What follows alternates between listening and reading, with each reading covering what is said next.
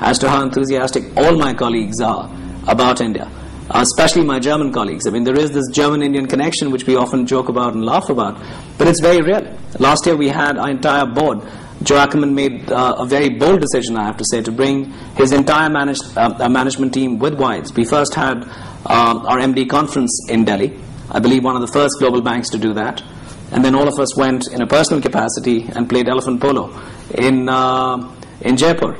And these were my colleagues from all over the world, really excited about India. So it's not just me. The enthusiasm for India. Unless they saw how Anshu Jain was getting successful at Deutsche Bank. Maybe that's also one thought. Okay, I must ask you, Anshu, we've been talking about banking and the financial tigers, but we understand that you're a man who has the love for the non-financial tigers, a man who enjoys wildlife photography, likes wildlife.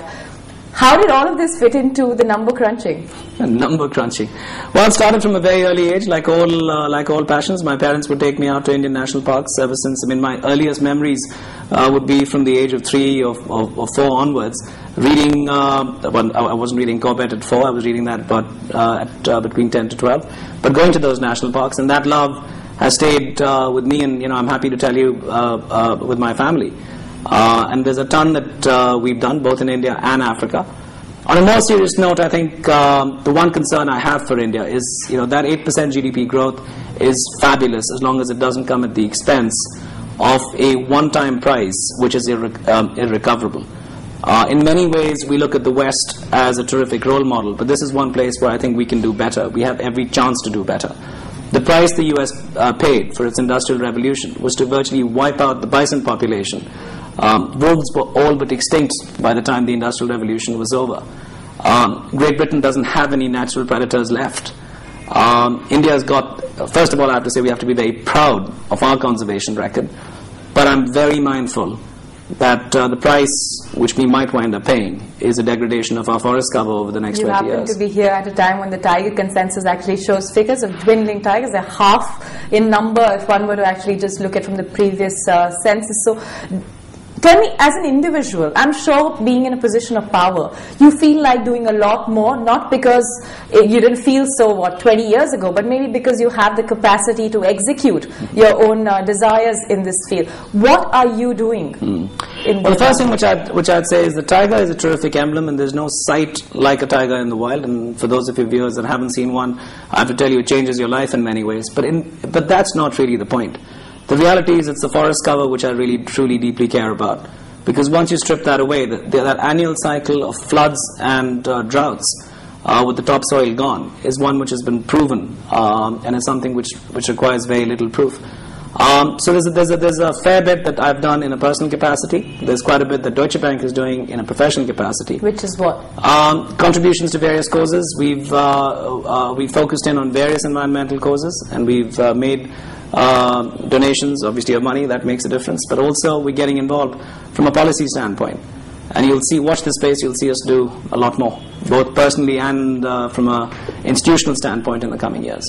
Being a banker in the international market, trying to sort of, dodge what's been happening in the system, do you actually come across people who find a common chord with you on such subjects?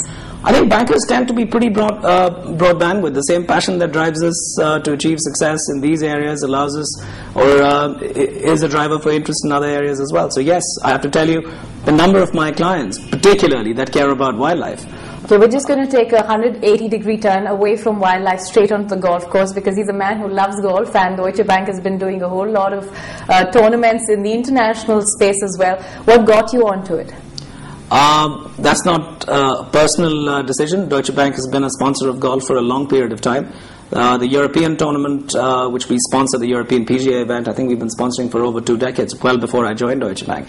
Yes, my colleagues in New York decided to sponsor the Boston Open, and I was part of a group that felt we needed to increase our brand awareness in the United States, and obviously golf configures very closely. So game is business in this case? Indeed. It is, and let me add that I'm sort of in awe of him for one of the reasons, which is, of course, Tiger Woods, and he spent quite a nice little time with him. Any anecdotes from your experience with Tiger Woods? Well, I think, Shaili, what you're talking about is the opportunity I had to play a Pro-Am round with him a couple of years ago. Incredible person. I think watching any champion in action you learn a tremendous amount. The thing which I carried away is the switch on and switch off of focus, which was just awesome. There he would be chatting away with you casually, and suddenly it was game on. The moment it was time to address the ball and his pre-swing routine, the whole body language would change, and a second later it would switch off and he was casual again. So there's a lot about him which I took away, but that one trait was incredible. No wonder they like to say golf is a game on a 6-inch course, and that course is the one between your 2 ears. Indeed. Just one thing I want to ask you, Anshu, as we wrap up this interview. This is your first television interview in India, really, if one were to just get various facets of what Anshu Jain has been.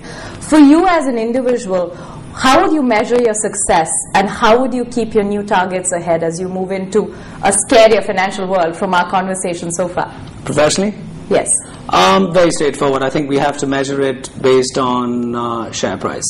In the long run, I think all the discussions around market share and leadership and having been second worst in a carnage, we take great pride in all of that. But in the long run, if you have not created shareholder value for the people that fund your day-to-day activities, you can't look back and say you've done a great job. And certainly, if I look at the share price progression from where we were 10 years ago to today, Joe Ackermann came out with this famous 25% ROE target, and we've hit that through thick and thin times. But frankly, our job's not done, and we certainly are not happy with the DB share price somewhere between 75 and 77. I honestly believe it's €150 share price minimum, and I will not think. But everyone's betting on you, because the last time when the bank was in trouble, they looked at you. I wouldn't say trouble, I would say at least they were hoping for better profits. You came around and helped contribute about 57 to 60% of it. Do you see that kind of energy in you to take that ahead? It certainly will not find me not trying, that's for sure. You don't want to state your ambitious targets here, do you? I don't think my CFO would be terribly happy if I was giving you non-public disclosure on my, as you said, first on-show interview in India. Is there anything about you or your company that you would have liked to tell us but we haven't asked you? Wow, that's an all-encompassing question. I think you've been very thorough in the last 20 minutes. I feel I've been debriefed more thoroughly than I can last remember, so I think you've done a great job. Thanks so much for speaking to us. Thank you, Shaili.